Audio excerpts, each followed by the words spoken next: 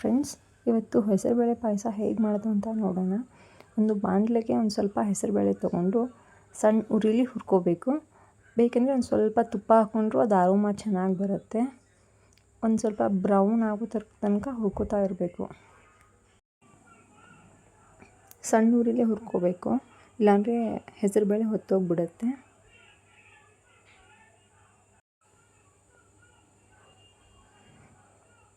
ಈ ಥರ ಸ್ವಲ್ಪ ಬ್ರೌನಿಷ್ ಆಗೋ ತನಕ ಹುರ್ಕೋಬೇಕು. ಹುರ್ಕೊಂಡಿರೋ ಹೆಸರುಬೇಳೆನ ಒಂದು ಕುಕ್ಕರ್ಗೆ ಟ್ರಾನ್ಸ್ಫರ್ ಮಾಡ್ಕೋಬೇಕು. ಕುದಿಸೋಕೆ ಅಂತ ಒಂದು ಸ್ವಲ್ಪ ನೀರು ಹಾಕ್ಕೊಂಡು ಒಂದು 4 ವಿಷಲ್ ಕೂಗಿಸ್ಕೋಬೇಕು. It depends on your cooker ಆಗಿರ್ತದೆ. ಒಂದು 2-3 ವಿಷಲ್ ಆದರೂ ಬೇಕು. ಈ ಥರ ಚೆನ್ನಾಗಿ ಬೇಯಬೇಕು ಹೆಸರುಬೇಳೆ. ಆಮೇಲೆ ಒಂದು ಸ್ವಲ್ಪ ಕೊಬ್ಬರಿ ತೊಗೊಂಡು ಕೊಬ್ಬರಿ ಹಾಲು ತೊಗೋಬೇಕು. ಕೊಬ್ಬರಿ ಜೊತೆಗೆ 1-2 ಏಲಕ್ಕಿ ಹಾಕ್ಕೋಬೋದು ಮಿಕ್ಸಿಲಿ. ಆಮೇಲೆ ಅದೇ ಬಾಣಲೆಯಲ್ಲಿ ಒಂದು ಸ್ವಲ್ಪ ತುಪ್ಪ ಹಾಕ್ಕೊಂಡು ಗೋಡಂಬಿ, ಬಾದಾಮ್ ಹಾಗೂ ದ್ರಾಕ್ಷಿನ ಹುರ್ಕೋತೀನಿ.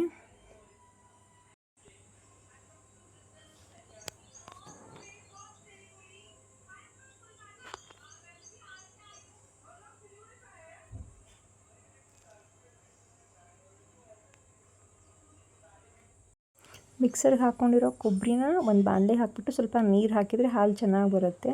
ಸ್ವಲ್ಪ ನೀರು ಹಾಕಿ ಹಾಲು ತೆಕ್ಕೋಬೇಕು ಅದನ್ನ. ಈ ಥರ ಯಾವುದಾದ್ರೂ ಸ್ಟ್ರೈನರ್ ಸಾನ್ಗೆ ಯೂಸ್ ಮಾಡ್ಕೋಬೋದು.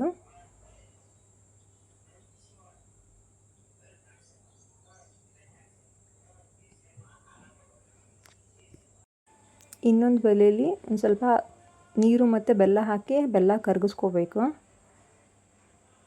ಕರಗಿಸ್ಕೊಂಡಿರೋ ಬೆಲ್ಲನ ಶೋಧಿಸ್ಕೊಂಡಿರೋ ಪಾತ್ರೆಯಲ್ಲಿ ಮತ್ತು ನಾವು ತೆಕ್ಕೊಂಡಿರುವಂತಹ ತೆಂಗಿನಕಾಯಿ ಹಾಲನ್ನ ಹಾಕ್ಕೋಬೇಕು.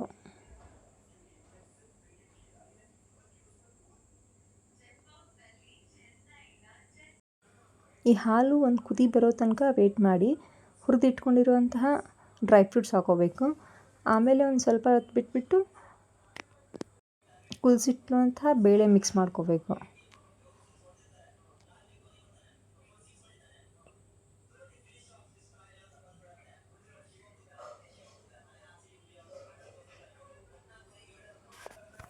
ಚೆನ್ನಾಗಿ ಮಿಕ್ಸ್ ಮಾಡಬೇಕು. ಅದನ್ನ ಗಂಟು ಇಲ್ಲದೆ ಇರೋ ಥರ ಈ ಕನ್ಸಿಸ್ಟೆನ್ಸಿಗೆ ಬಂದು ಒಂದು ಸ್ವಲ್ಪ ಕುದಿಯೋಕ್ಕೆ ಸ್ಟಾರ್ಟ್ ಆದಮೇಲೆ ಗ್ಯಾಸ್ ಆಫ್ ಮಾಡಬೇಕು.